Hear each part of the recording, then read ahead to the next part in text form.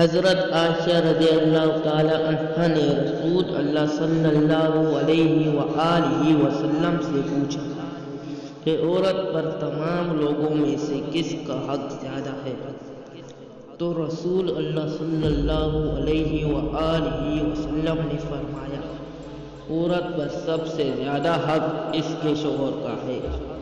پھر حضرت عائشہ رضی اللہ تعالی عنہ نے پوچھا، مرد پر سب سے زیادہ حق کس کا ہے؟ تو رسول اللہ صلی اللہ علیہ وآلہ وسلم نے فرمایا، مرد پر سب سے زیادہ حق اس کی ماں کا ہے۔